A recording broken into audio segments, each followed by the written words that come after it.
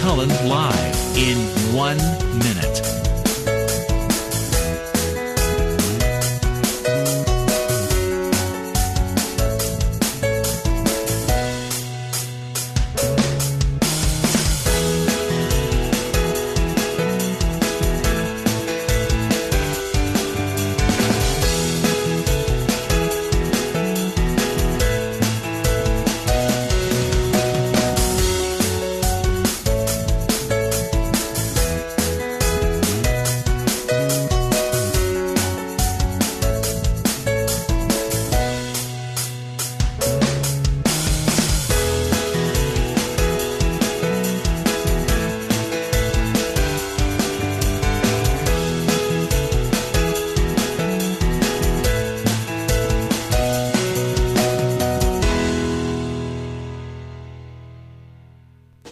Welcome to Lynn Cullen Live at pghcitypaper.com. Email your questions and comments to Lynn at pghcitypaper.com. Well, hello there, and be forewarned. Tom Sokolowski is here, and he's in a feisty mood, I think. I had my piss and vinegar for my morning drought. Yeah, and you didn't shave. Oh, I didn't. I know. I look even more like John Demjanjuk than. Has anyone ever said that to you? Now that you mention it. Well, no, I will tell you a very quick story. When I lived in Rome many years ago, they were looking for, they were doing a TV commercial for TWA, and it was about Flight Rome, where all the wonderful people are. So they needed American-looking folk. So a group of people from the American Academy, where I stayed for a little bit of time, they came and we said, let's all go, it'd be a fun thing. If you get picked, you make $500 or something, and this was 40 years ago. So we went and... Oh, you had to be picked to see if you looked like American. It was funny because I remember we went there and there were all these people who looked like Colonel Sanders or, Martha Washington. Excuse me, but they were all Italians. All Italians, speaking, but they played the American parts. So finally they picked two of our friends got picked. I didn't. And this fellow was standing next to me and he said, "Oh, well, that's a real bummer." And I said, "Well, in for a penny, in for a pound." And he said, "Well, I'm sorry, but I knew you wouldn't be picked." And I said, "Oh, why? I'm not, Cary Grant." He said, "No, man, but you look exactly like Lee Harvey Oswald." Like Lee Harvey Oswald? And I said, well, when they're going to do a program on presidential assassins, I'm all set. Isn't that great? Well, so how did John Demjanjuk come up? Well, because he had sort of a round face like I did. Yeah. And one time I was talking about, I forgot whatever. Oh, no, I said, see what happens to you after living in Pittsburgh for 15 years? You turn into John Demjanjuk. No, someone said to me, you're a mixture of John Demjanjuk and Richard Rao. And I said, oh, my goodness. Oh, God. Bury me right now. Yeah, I know. Now, didn't he just die? Yes. Yeah, I thought he did last couple of weeks. He did just, I believe, give up the ghost finally in Germany, right? He was in... Yeah, they deported him, right. Prison hospital there.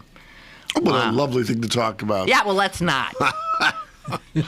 Let's not. Like, do you remember, what magazine was it? Was it not Style? I can't remember the name of the magazine. But they used to have this thing called Separated at Birth. Oh, yeah. And they'd put a famous person next to and somebody who looked just like them. Murderer. I forget who did that. Oh, that was so funny. It was funny.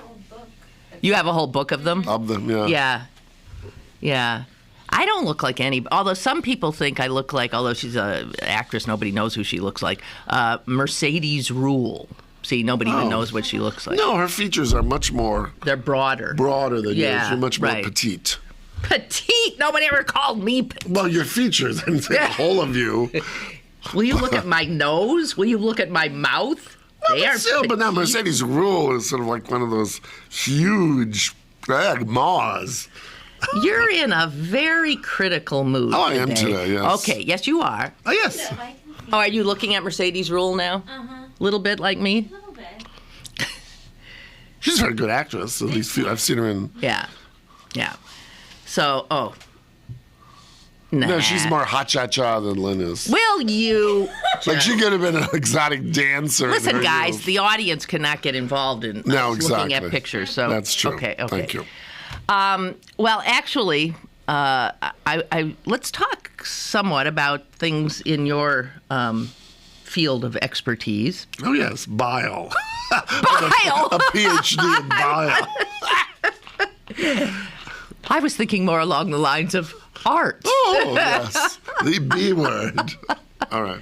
We're going to use the B word a lot, the A word. Well, the big news in the art world today is that, the sale of one of Munch's Scream things. Are you aware that that's sold? Oh, I know. Oh, no, I'm not. It's sold. I can't. Well, for I don't know. They thought it might be the largest price ever paid for work of art. Hey, Jess, look up and see if because I don't have that. The auction was last night. Yeah, Scream sale or something. Munch Scream sale. And it's so he made 120 million. 120 million, and do they say who bought it? It's always an anonymous. Probably anonymous. Some Russian oligarch, right? Exactly. Or some Chinese, oligarch, or someone living in the Pampas. Yeah. Well, so nobody we know. Yeah, no one we know. Anyway, this is the only one though in the public realm. I mean, the private realm. The others are all in museums. So when I say that there's more than one, they said there are 4.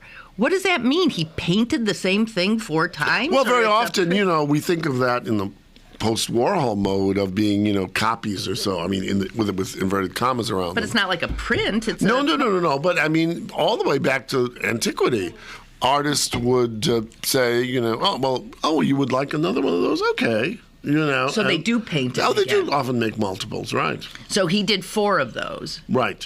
And I don't remember the specifics. Have you ever seen them all? I mean, I'm sure they look different. I've seen one, but they all have slight variations. You look at these miniature details. I mean, it was not as if he was standing there with a Xerox machine. I mean, so one may have a certain coloration that's slightly different, and. And have you heard about the other Mona Lisa in Spain? Oh yes, that's good. I would love to see that. Okay, now that's interesting. That's very explain interesting. that. So they figured out that. I mean, the museum always had this thing. Well, the issue was the famous Mona Lisa is in the Louvre in Paris, as everyone listening knows. And by the way, when I first saw it, I was disappointed because it's such a tiny little thing. Well, no, I wouldn't say it's tiny, but it's small. It's small. But it's not. It's so, not the size of that. No, picture. but it looms so large, and then course, you're going through the Louvre, and there's these huge, expansive things, and then there's the Mona Lisa, and it just looks like a postage and I'm not stamp. sure when you saw it, but when I saw it, well, this was in the '60s. I saw it in the '70s. At that point, they had built this vitrine, which made it all the worse, which was because you couldn't get near it. Well, that's it. Well, you couldn't get near it. Vitrine that was maybe 3 foot deep, and then floor to ceiling, and then with very thick glass. Because it was so funny, you go in the room, and this just attenuates your anecdote.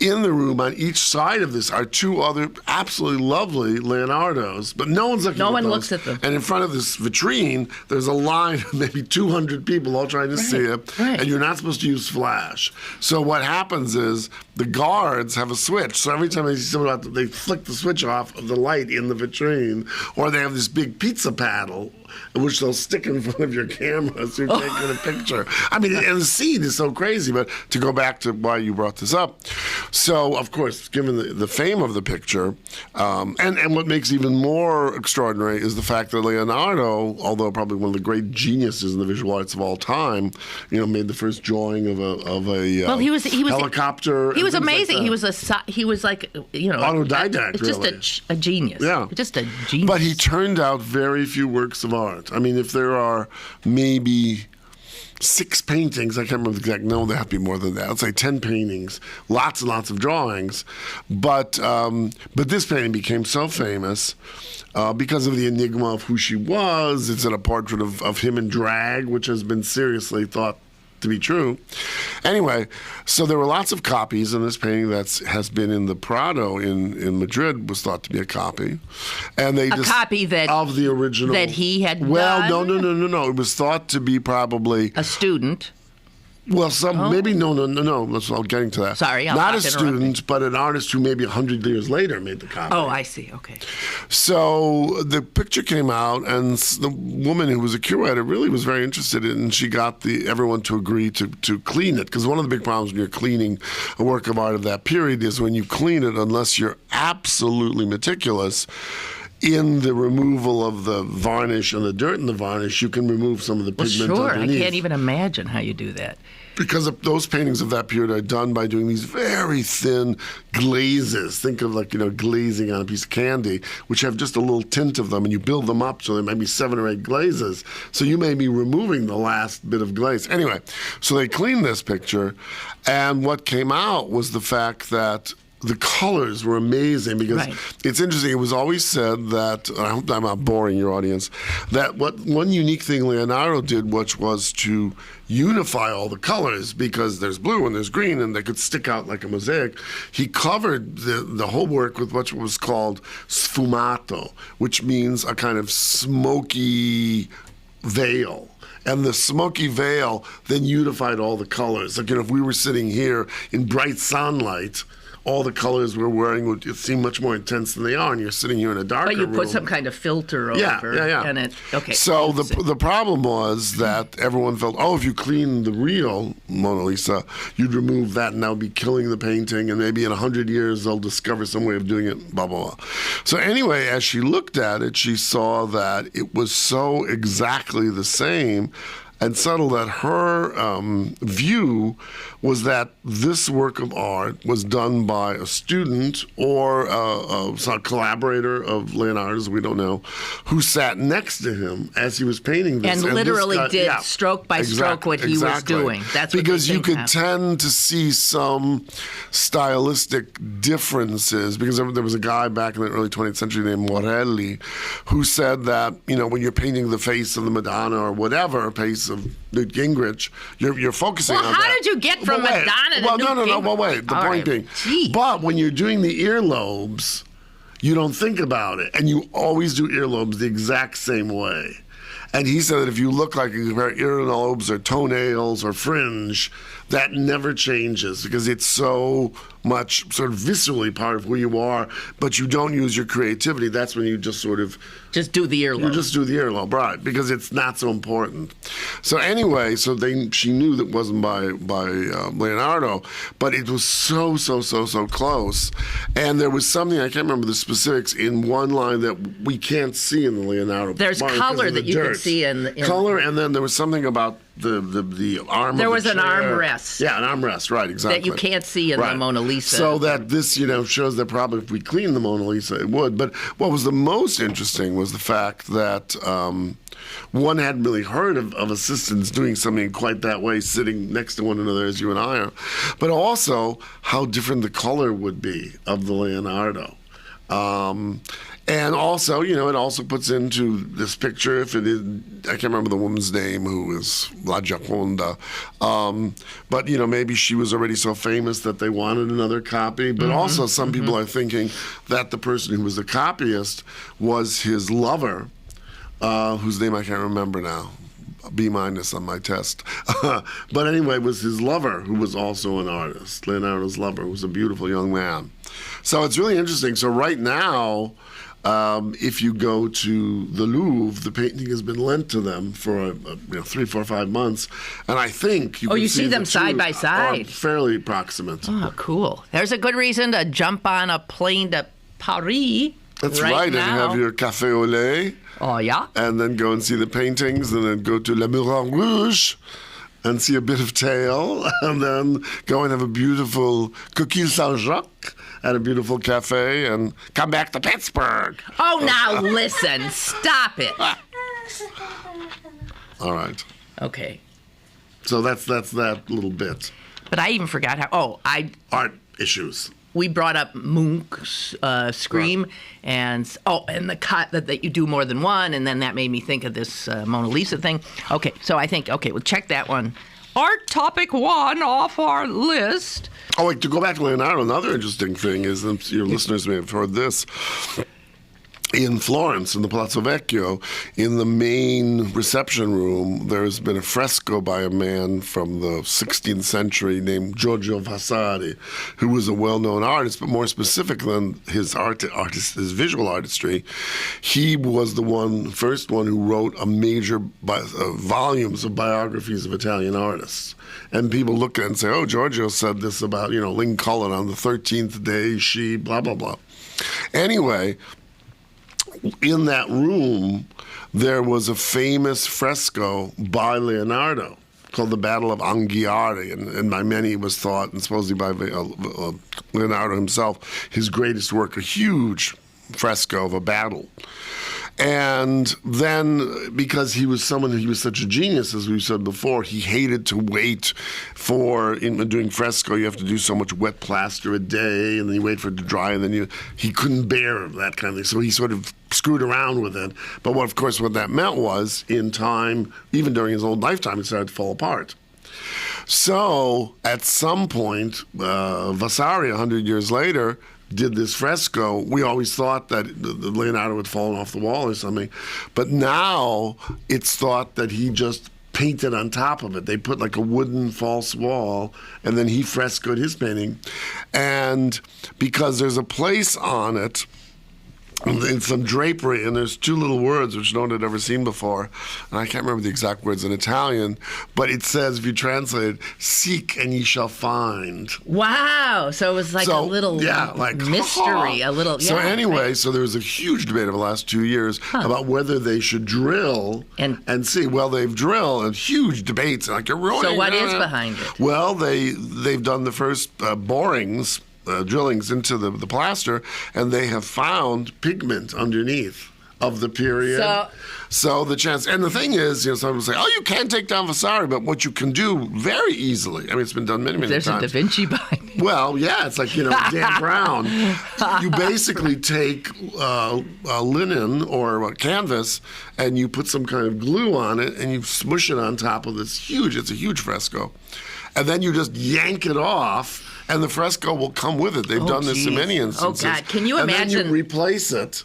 Well, but to see Leonardo. But can you imagine the heart pounding? Oh, sure. Well, if you're about to pull this thing. Well, but look at Michael DeBakey doing the first open heart surgery. Well, no, at times you got to take. Yike. It would be exciting, wouldn't it? Yeah. But so often geniuses in their lifetime are not recognized. He was. Well, he was. I mean, because he was not only a genius, but he was thought to be have such a gran cervellone, great big brain, that he went and he lived in the company of the King of France for the last years of his life, and that's where he died, working for him. And it's thought that he often would opine on various matters that weren't artistic, that were historical or political, because he had something to say. Did he live a long life? I should know how old he was when he died. He wasn't a young kid, but I think maybe 50s or something. 50s, 60s. Because for them that was pretty long. People's life expectancy was far less than what we have today. Well, my understanding of life expectancy back in the day is that the reason the life expectancy was so low is, it's an average. And right. so many people did not survive infancy.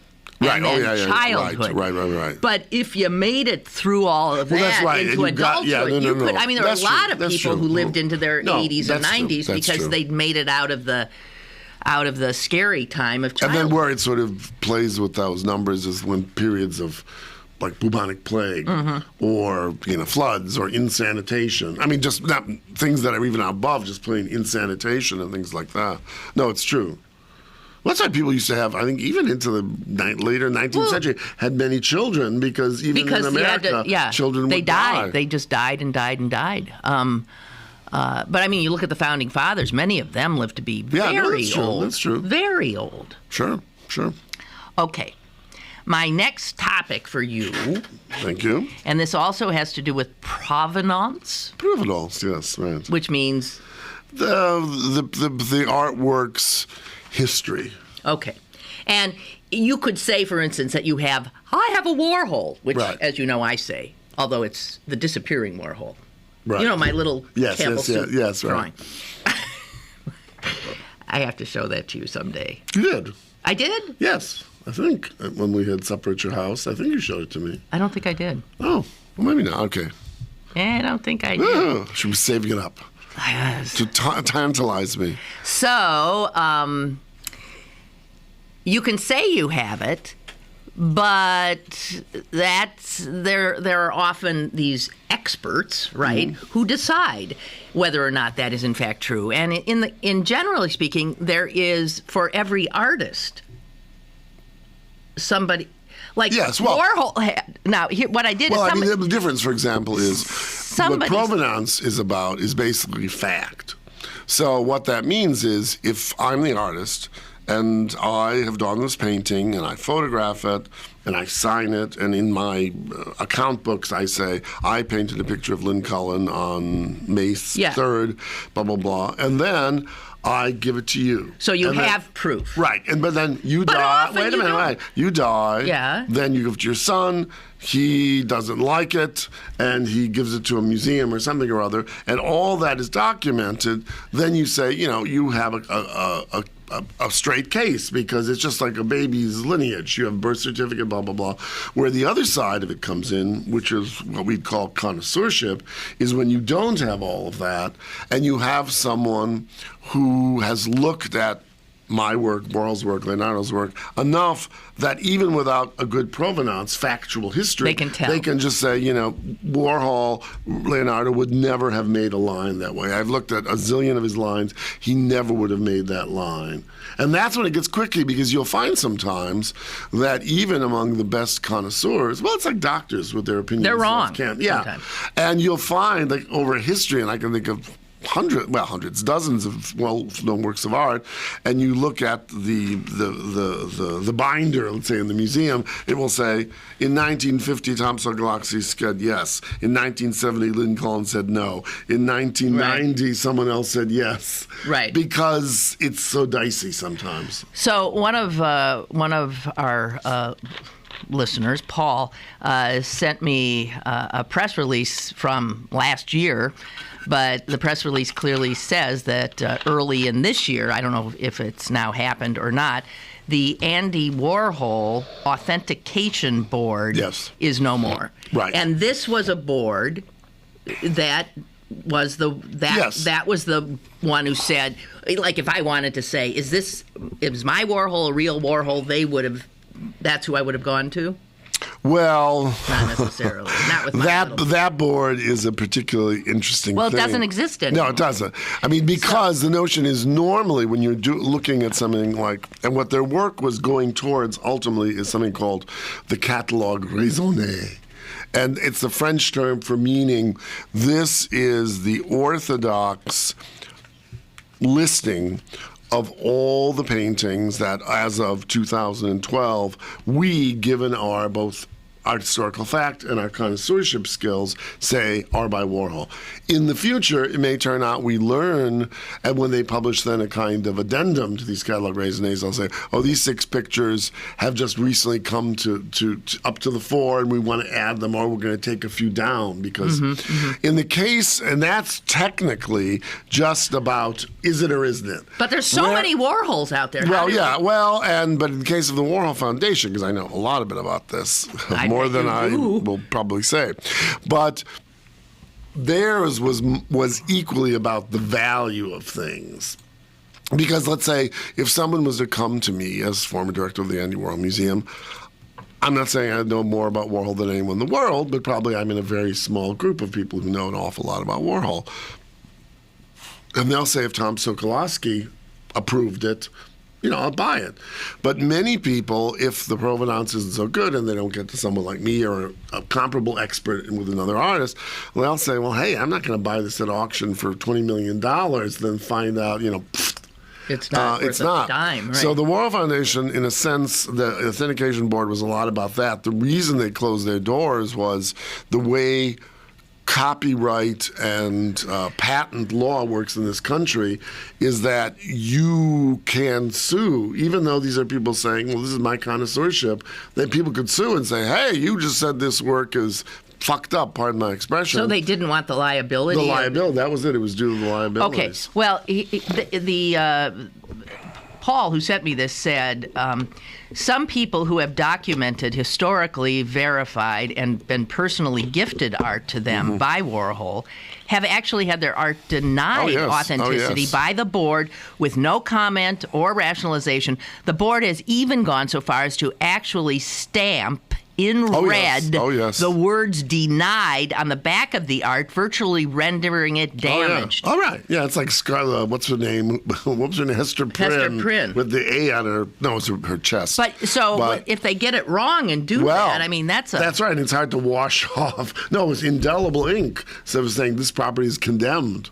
And I know of one instance where they did it twice because the guy who was in disagreement, the owner, found some information which he felt led to, there should have been an overturning, in his opinion, of their opinion, and they stopped it twice. Oh, jeez. No one wants that bitch at all, And it's and what's interesting is, I mean, the thing that I've found problematic with their process was that in many instances where it's not necessarily about filthy lucre, you will go to an exhibition. I remember there was a really, really interesting exhibition that the Metropolitan did of Rembrandts, because they have a good bunch. And it was a beautiful small exhibition. And then at the end, there were pictures that were in doubt, that curators both at the Metropolitan and elsewhere disagreed upon. But they literally would do things in the catalog and on the wall which showed you, we have made an x-ray of this painting, and underneath it shows blah, blah, blah, blah, blah, and, Rembrandt never did that. Or they literally tested paint, and certain paints like white. I can't think of the chemical right now, but a certain kind of white paint did not exist before 1880. And if you find that, then it can't be Rembrandt. It can't be real. But in many cases, it wasn't that. It was just simply this scholar believes, that scholar believes otherwise, and there can be change over time. Sure. Wow. The art world must be, the intrigue and, and the amount of money. I can see what, gosh, it must be. It's mostly money. Yeah, it is. Well, like this one instance, I remember this guy paid, not an insubstantial sum, a horrendous sum, but it was, maybe $20,000 for this, what he thought was a Warhol. And, if they had gotten it right, if they had thought it was right, that could have then been $20 million. And so you can get a little annoyed. A little annoyed. Indeed. Well, for a change of pace, we're actually talking art with Tom Sokolowski today, because there's all these artsy-fartsy things in the news. The horrible sculpture that's pullulating around. Okay, now around. Stop it. Just stop it. I'm going to a break, and we can get to that. All right. What'd you say, pullulating? Pullulating, or some people say pullulating. It means like popping up. See? Like crocuses popping up from the lawn. P-U. P-U-L-L-U. L-A-T-I-N-G. Pullulating, or some people say pullulating. It has two pronunciations. But if it's P-U-L, it'd be pullulating. Yes. Okay, got it. Pullulate. You could spell it the song very well. Oh, it pullulates. Let's pullulate through the tulips. Yes, with me. Through the tulips. That is where I want to pullulate. He's dead, isn't he, Tiny Tim? Yeah, he is. Sweet, screwy guy. Oh, God. What a face he had. Oy. Okay. We'll go to a break and be back. Stick around for more with Lynn Cullen Live after this. Go to bergbargains.com for great deals on tickets to the Opera, City Theater, Symphony, History Museum, and Carnegie Museums. Bergbargains.com, Pittsburgh's only online deal site where the deals don't expire. Check out this week's big deal. Over 40% off authentic laser lipo treatments from FDA-approved Zerona. Bergbargains.com. Saving energy saves you money. Whether you switch to Energy Star light bulbs, install Energy Star windows, or add extra insulation. Learn more at EnergySavers.gov. Brought to you by the U.S. Department of Energy and the Ad Council. Get Lynn Cullen Live on your smartphone. Go to citypapermobile.com now for Pittsburgh City Paper's brand new mobile app. Get the latest restaurant reviews, event listings, movie times, and of course, Lynn Cullen Live on your smartphone. citypapermobile.com. Have a question or an opinion? Call Lynn Cullen at 412-316-3381 or email lynn@pghcitypaper.com. Now, more with Lynn Cullen Live. All right, Tom Sokolowski, as usual, joining me on this Thursday, former director of the Andy Warhol Museum for how many years? 15. 15 years. Yowie. Okay. Now, you've heard of the Nasher Sculpture Center? Oh, yes. That's a big Now, this is fracas. a big, apparently beautiful new museum in about Dallas. 15 years old, 10, 15 years old. Okay, you've never been there? I have not been to see it. Okay, it was, the architect who built it so that the gallery, where you would see the art, it would all be natural light. It was built literally so that, let me get this right here, so that, you see the kind of care that goes in. Renzo Piano was the architect. Yeah, Piano was his name. And he wanted the sun to come in specific. So everything is hung exactly in terms of where the sunlight would come in. So the galleries were laid out given the fact that the sun's daily arc would be from southeast to southwest. And so everything is put so that that's the way it works, and it's all like this glass. And some things are outside. Some are sculptures inside. outside, and they got some famous stuff in there. And this was built in a part of Dallas that I guess was not a fancy dancy part, and it was hoped that putting the museum there would generate, much like when the Warhol moved in on the North Shore, or the Bilbao Museum in Bilbao. Yeah. That in fact you would have a destination place, and people would come, and then there would be development. So there was commercial aspects to it and artistic aspects to it, and in fact the Nasher Museum was so well received that some, deep-pocketed developers decided to put up a huge condo tower. It's called, I think, the Museum Tower. The Museum Tower, which now it towers over the Nasher. And that has like a glass skin on it or something on it. Well, turns out it's still in the process of being constructed. But already, the glass on this big, huge thing has resulted in huge amounts of sunlight being reflected off that building into the Nasher, and has totally screwed up where the light comes in. It has fried the plants that they have brought in to be special, that were going to be thriving. It has faded some of the art, which I can attest to because I've got skylights, and it faded a lot of my photos. And all hell is breaking loose. Right. And the big issue is both architects. Renzo Piano being the really famous one. I think there was not a famous person who did the Museum Tower, but are saying, don't screw with my building. But neither, and I think already the Nasher has put, you can get like a film. I don't know that they've done. Well, they did the one part. If this was the piece in the Times yesterday, yeah. I think the one part of it they have put this gel, whatever you want to call it. But I think that only goes so far. Because I remember we once did that in a place I was connected with, and it gets burned in about a year, especially if you have this shiny, really glare coming in. Everyone has a sofa that they've had near a window. Yeah, right. And over time. But faded. this is like zingo. And not only there's that, but also the reflection picks up the shadows of the mullions on the big building. And it puts shadows, so a sculpture looks like it has polka dots on it. So hell is breaking loose. And they're saying, there's often cases where there's like a fight. Neighbors have fights. Right. You put up an ugly fence on it. Your dog barks and blah, blah, blah.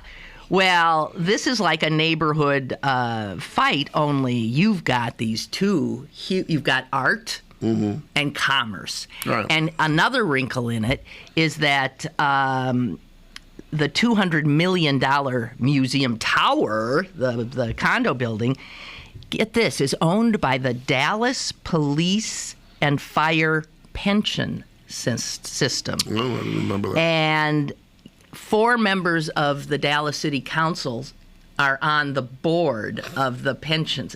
So you've got now politics in it.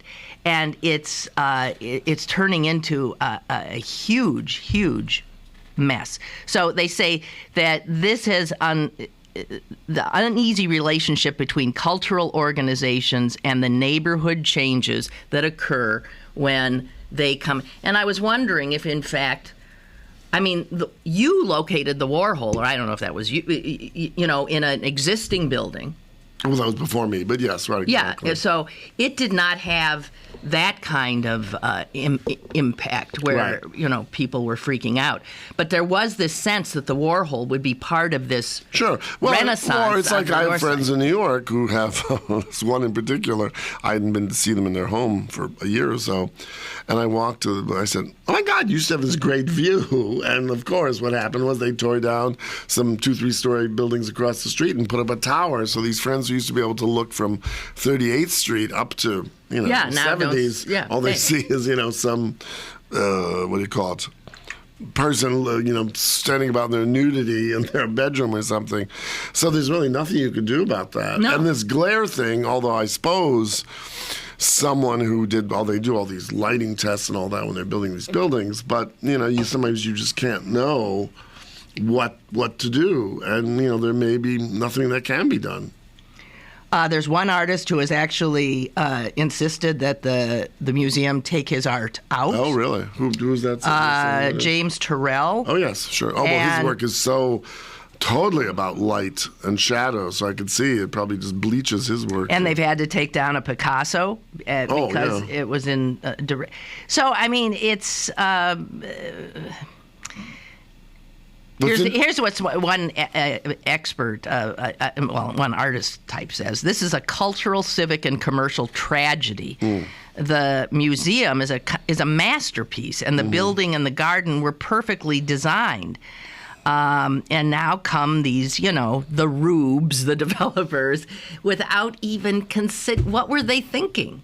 They weren't thinking. It didn't even occur to them. Well, they located their building to feed off of the museum. Right. And then in putting it there, they harm the museum. It's an interesting little kerfuffle. Very good word. That was on the front page of the New York Times. Well, what's very interesting is I didn't know him by any means well, but I met the Ray Nasher, the guy after whom the museum is named, and it was his collection of sculpture. He had an incredible collection. Oh, yeah, but he was a real... Do you know the Yiddish word mamzer? Yeah. It's sort of like a big, sort of annoying, sort of, he would have been screaming and yelling and whatever. Well, they said in the article he'd be just spinning in his grave. Oh, yeah. His wheelchair, because at the end of his life he was reduced to a wheelchair. But no, he was a tough piece of work. Well, often self-made men, and I assume he was. Yeah. Right. Okay, so... And it is amazing because when the Warhol did locate there, that section of town was nothing. It was just there was nothing. And now look at it. It's really grown up. But it's very interesting there too. You think of some of the buildings they put up there. I mean, they've helped in terms of economics. Whatever. They're not the most beautiful architecture. God knows in the they're world. not. But it was just the Alcoa is though. Oh yeah. The Alcoa's a beautiful building. It's a beauty. That, in a funny way, I think, has been forgotten. In all the whatever, I think it's probably the most handsome building that's been built in Pittsburgh. And nobody ever says anything about it. No one ever says anything. Oh, I think it's just gorgeous. And I think it's partly due to the fact that when they skedaddled out of Pittsburgh, because it is only since, maybe 12 years ago, 14 years ago, 10 years ago, it used to be the international headquarters. And it's not anymore. And now they moved the international headquarters to the Louvre building in New York, and this is just North American Well, it's a Capital. gorgeous, Oh, but it's a gorgeous building. undulating building. Yes, undulating. It sort of reflects the river. Do you Yeah, think? yeah. It's beautiful. You can see where architecture, my God, done right, is so sure. astonishing. So, okay. So we got an email today from Lori who said, just a note to tell you of something interesting going on at Gateway Center. The Laurel Foundation has several statues around the grounds. I work at Gateway Center and think the ones I have seen are really cool. Just something different to tell you. Have a good day. Okay, Lori, thank you. I had seen, there was a picture of one of them in the paper today. I mentioned it to Tom, and he went into one of his bilious, do not be offended, Lori, but the connoisseur here does not like these sculptures that are out and about. And That's he lives. true. You live. Oh, yes. You live, essentially. I have to go out with my sledgehammer tonight. Yeah. He lives right there. It's in his backyard. I just think they are really exorable. That's another good word. You know what they remind me of? Execrable. They look like those awful little tchotchkes, little, dust catchers, that you put on children's birthday cakes when you get one, from the Giant Eagle and say, "Happy birthday, Mary," and then some little sort of horrible toy-like little thing. plastic thing with a junky child, thing, Mickey maybe, Mouse or whatever. Oh, okay. And they're just hideous. They're egregiously cutesy. And, let me give a perfect example. This is one in the city, so I ask your... They're all by the same sculptor. Yes. And you know this person. I know the work. Name. J. Seward Johnson, I believe it. I can't remember the initial. I think it's J. Anyway, but here, let me give you a good example, listeners. If you want to see in Pittsburgh... No, I'm being serious here, and I'd love people to... He's trying to educate us, Lori. No, yes. Well, this is something I have expertise I know on. you do. Go right ahead. I have nothing against figurative sculpture or realistic sculpture, but I think there are ways in which to do it that are wonderful and responsive. So I would suggest go and look at these bits and pieces, bits and bobs, as the English would say, around Gateway Center. One is a man cleaning a window, another is a girl swinging on a sign, another is two little children looking at it, one flying a kite and the other one sort of going woo, and they're all painted in these horrible colors. Then drive out to Oakland and on The Carnegie Mellon camp? yes, right. On Forbes, right, you go stop at I think they call it the Cut. Morwood and... It's something like, it's Morwood and Forbes. Are you going to talk about that? Yes. And there is a piece, and I can't think of the name of the artist now. That's I terrible. love that thing. Anyway, and it's this piece, it looks like a pole, like on a diagonal, as if it was like going in the wind, and people crawling up the pole, and people then standing at the bottom looking at it. And it's so marvelous because often when you see people walk up on the campus, they sort of stand next to the people. They become part of the work, and it's just a so magnificent beautiful piece. And it's so figurative, but it sort of makes you think about why are they there? What are they climbing up to? Is it a symbol of like the ladder of education that takes you to the stars, where everything is possible? Are they, students? Are they us? And it's everything that art should be about. And here it would be like, I would say here, my association with those Seward Johnson sculptures, they're like a bad mime. Like a mime, pretending to clean the windows. Mm-hmm. I think they're just awful. Okay, but then, all right. Well, I'm glad you like the one at CMU because I'm so in love with that thing. And when I first see Jess doesn't like it. But that's what I want to. But that's what I want to bring up. Art, All right, I think people are often now. Lori, if she's listening, might be feeling like, or she might be feeling defensive. And I think a lot of times, people are afraid to buy art.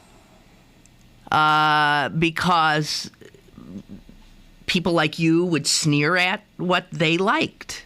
Well, no. Do you know what I mean? No, I know what you're saying. I think there's a certain kind of snotty thing that people worry about. Okay, no, I agree. Yeah. But I think part of what that is, I mean, number one, I go back to, and I'm not talking about Tom Sokolowski here, but, there is an expertise to looking for quality in art, just as there is someone who is a brain surgeon or a pastry chef who can make a fabulous, pie a la mode or something, I don't know. And you have to give those people that respect their due just in terms of the time they put into it, number one. Number two, I think taste is variable, and I agree. I can't and shouldn't tell you what you should hang in your house and vice versa. If it gives you pleasure, if you like it, if it's something your son did as a little kid or an artist you like, fine. But your taste, just because you like it, doesn't make it good. And then thirdly, and maybe the most important thing is, people have gotten the wrong idea, I think, through history about art. Art is not primarily to be decorative or pretty. It usually can be those things, but it's about something that stretches the imagination, whether it may be an illusionistic painting that makes a wall look like an open a view of a seascape or something.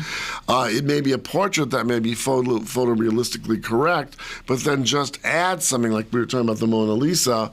And, there are a lot of Renaissance paintings, but what is there that is so evocative about this woman? Who is she? Is it Warhol? Is it Leonardo in drag? What is there that we just want to look at it again and again and again? I think a lot of people, though, who, let's say, they didn't know that painting, the Mona Lisa, was considered like one of the greatest paintings of all human history. Okay, they can walk past it, I'm sure. Yeah, they would look at it and they'd see a sort of funny-looking woman, looking like a man in drag, in fact, and they walk right by it. Let me. I always tell this story about taste, and I think it's very telling.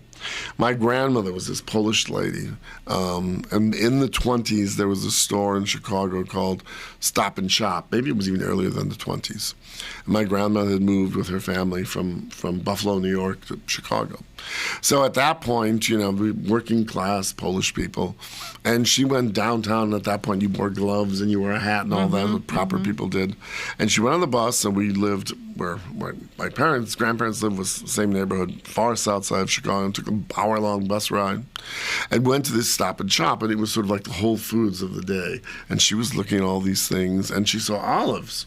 And now this was a Polish lady who had grown up eating, things that people from Northern Europe did, potatoes and cabbage and sausages and that kind of cuisine.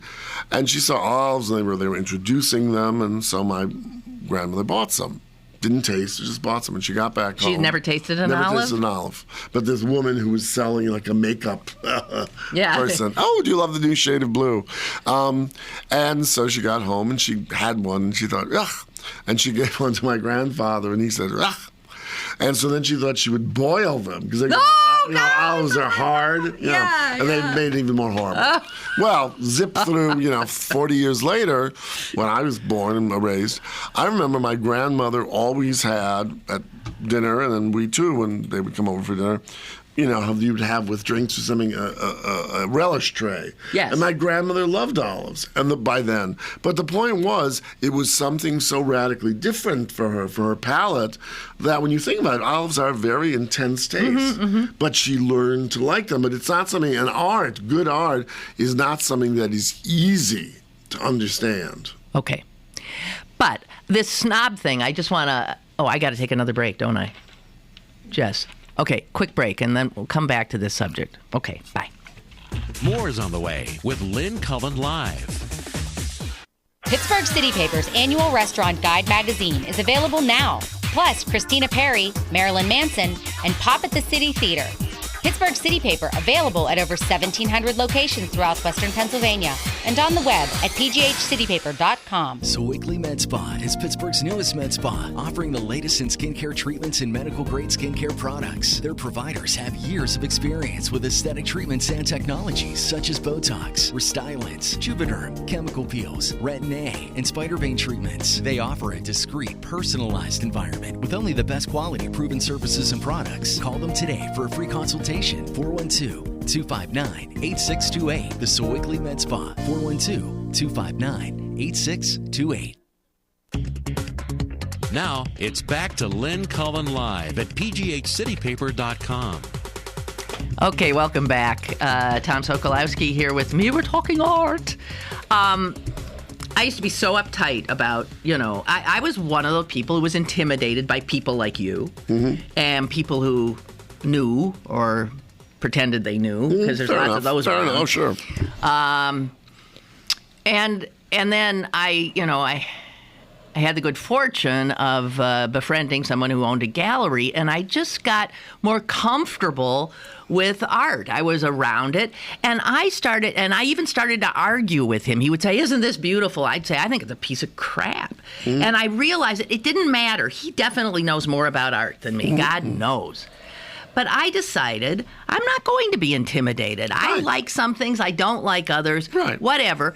And I started to buy some things, original pieces of art, of always people from like Pittsburgh that were doing art, not famous people. I can't afford that stuff, but stuff that gave me pleasure. And I was blown away. And people would say, "You spent like $1,000 on..." And I said, yeah. And it's one of the better things I ever did. And they said, "Well, why? Because it appreciates in value. It's an investment." I said, "No, because every day of my life, I enjoy it." You can't say that about a bottle of wine or a good dinner. No, right. But I've learned I've hung stuff all over my house. Everything in my house gives me pleasure. And there would have been a time when the thought of having you walk into my house would have filled me with such dread, because I "Oh my God, he's going to look at this stuff on my walls." You're going to think, "Oh my God, look at what she's got hanging." And maybe you did think that. It doesn't matter. I thought, I don't give a damn what anybody thinks. This stuff, I like it. Right. But I don't think many people ever get there, and it's sad that they don't surround themselves with things that get... So Lori, who wrote this thing, if she likes... go for it, and disregard what you're saying. It's not... When you buy stuff, it should be stuff that gives you pleasure. We can't afford masterpieces. No, wait. Two things to that. Number one, buying something in your home, and I completely concur and agree with what you said last couple of minutes, but that's very different from putting something in the public wheel. That's true. And then I think, now in this case, if the Laurel Foundation is paying for it, it's not coming out of the mayor's pocket. And you said the Laurel Foundation is Scaife's sister? Yeah, the money's from Cordelia Scaife May. Okay. Yeah, eventually, Mellon money. They pay, but still, I think it's just like there are committees, because it shouldn't be Lori versus me, but is the preponderance of people that is going to walk through the Gateway Center. What are they going to think? And I think also public art should be about teaching, ennobling, and all of that. It just shouldn't be about making pretty. You know. Now, let me tell you another story, because I think it's pertinent to what you were just saying. When I was in Norfolk, Virginia, at the museum there was a woman, now deceased, I think, who was one of our better docents. And docents for contemporary art, which many people did not want to do. They could take the Renaissance stuff, but, because people, like you were telling in your anecdote, "Well, why is that art?" They didn't want to deal with that. That's right. But she was really, really good at this. So finally, I'd known her for 2-3 years, and once I was invited for cocktails during the Azalea Week, which was in Norfolk, like sort of mid-May, when the azaleas would be out, and everyone who had lots of azaleas in their garden would have a cocktail party. Sort of, my azaleas are blooming more than yours are. They're pullulating. Pullulating, yes, exactly. Janet, that's what was her name. So I walked in, and over the mantel was a painting by Lowell Nesbitt. I don't know, some of you know, and some of your listeners may know, who lived in Washington, died about a year ago, I think, year and a half ago. And his métier was to do, his style was to do these flowers, like roses, etc., as if seen from above. And they were very nicely done, but, sort of hackneyed, I thought. So I walked in, and I was given a glass of wine by the waiter. And Janet came up to me, and she said, "Oh, Tom, I hope you're not disappointed in me." And at first I said, "Well, I don't understand." And I said, "Well, Janet, the only thing I'm just a little surprised about is I know you've liked contemporary art and blah, blah, blah. And I'd said to you, I'd be more than happy to go with you to some galleries in New York and introduce you and, perhaps get a discount for you." It was the professional thing. And she said, "Oh, well, Tom, I really appreciate it." But she said, "You know what it was? I'm trying to remember. I just lost the thing, which is the point of the story." No. No, well, the point was she said, that's right. She said, "I didn't want to take responsibility for it." And I said, "Well, you and Larry," that's our husband's name is Larry, "you and Larry have insurance because you have some beautiful china and other kinds of things." She said, "Oh, no, I don't mean that. I didn't want to take responsibility because often we have friends in for dinner and whatever, or Larry, who was a psychiatrist, will have friends from professional whatever. And if we bought something, and she mentioned a work that the museum had that was a very difficult work of art, she said, when she said, I didn't want to take the responsibility for it, she said, I didn't want every dinner party, cocktail party, to turn into a symposium on the painting. Like, do you remember the play Art by Yasmin Reza? No. Oh, it's a play they did in Pittsburgh. Basically, this man, he has friends from college, and he's doing badly at the moment, and he asks one of the friends who's doing better to give him some money. It turns out that the money that he asked for, I'm going there. You just tell your the story. money that he asked for was to buy this painting, which is a white-on-white painting. Oh. And he then shows it to his friends, and what turns out, it's not about the painting itself, but he said, oh no, you're traveling with a different crowd. We're not good enough. You're traveling with those fancy schmancy art connoisseurs. Artsy-fartsy types. And right. then, I gave you the money because you were my great golf buddy in college, and you used it not to pay your wife and your children to eat, but to buy this painting, which is just going to separate us. And that's what Janet said. And I thought that was an interesting thing because, for her, not that she wanted pretty schmitty, because she could have gotten far crappier art than Lowell Nesbitt, but she didn't want everything to turn into a dialogue about the painting, right. which is fine in a museum, but not in your home. Huh. And I always thought that was an interest, because this was someone who, what do you call it? I don't know. Who could make the argument, but when she was home, she was relaxed, etc. Okay. We've gotten some emails. One person saying they're really enjoying this show today, and we thank you, Tom, for that. And Ray, back in the day, he says, while studying philosophy and art criticism at CMU, briefly, we were caught up at one point in coming up with a comprehensive definition of art. It was to include the meaning and model of the word as it is used in fine arts, and the art of war, the art of the sail, the art of swinging a baseball bat, etc. Everyone had their own definition, but we all used the word with impunity. Does Tom have a definition that he uses to include all the arts, or does he dispute its use in the modern language? Well, let me respond to that by saying, I think what's very interesting when you say the art of war, the art of the sail, the art of swinging a bat, all of those have inherent in them the fact, the art of war, like Lao Tzu or the Chinese writer, right. The art of the sail, someone who's the world's greatest salesman can sell, it suggests brilliance. It suggests brilliance, skill, practice leading to that skill. Swinging a baseball bat. I mean, watch me do it, because I was always a terrible, limp-wristed sports kid. But Babe Ruth is like, swinging a bat properly is just as difficult as doing 32 fouettes by a ballerina. And it's very interesting. One of my favorite Italian words is sprezzatura. I love sprezzatura. And what it means is the ability, and it really plays into this notion of art, the the ability to make something very difficult look effortless and easy. And that in some form or fashion. I think, Ray is right. Finding a definition is difficult. But I mean, think of a schlocky baseball player as opposed to Babe Ruth, or some schlumpy dancer in the tambourine. I shouldn't say tambourine since that's a put down. I don't mean that. Compared to Nureyev, or Gielgud as opposed to a first-year student at CMU. You have to take time to learn to do what's right. So the reason I don't like those statues by Sewell Johnson is that I think they go for the lowest possible denominator, both in terms of skill and color and whatever.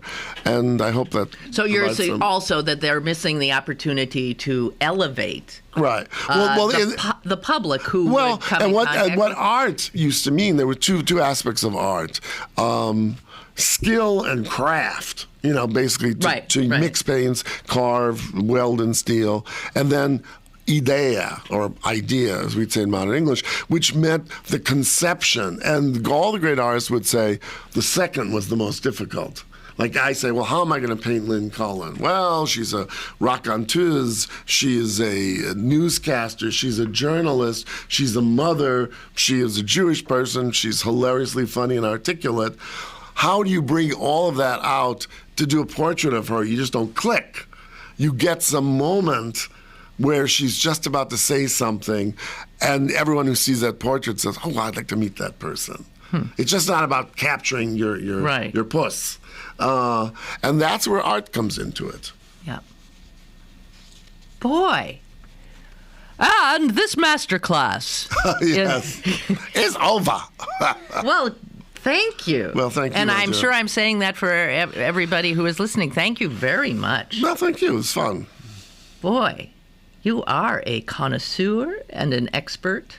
Oh. And a great teacher. Well, that's partly what one does. Yeah, indeed. Thank you. It was fun. Thank you.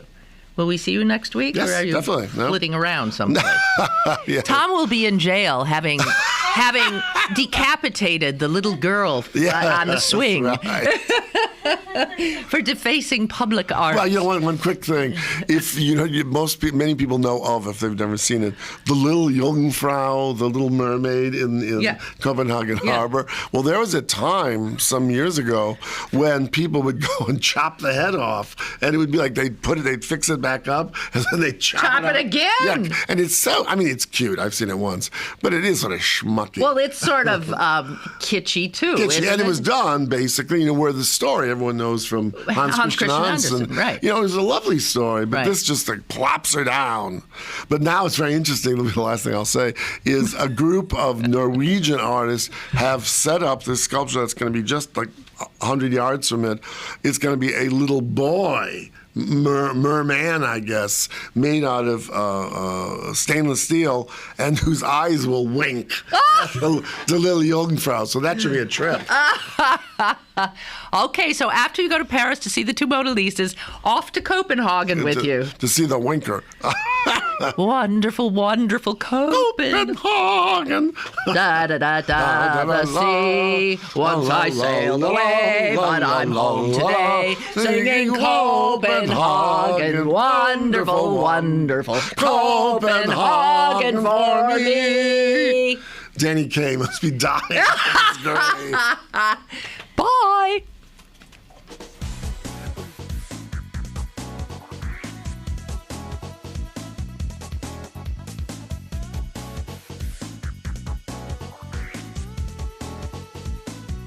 Lynn Cullen Live, Monday through Friday from 10 a.m. to 11 a.m. and archived at pghcitypaper.com.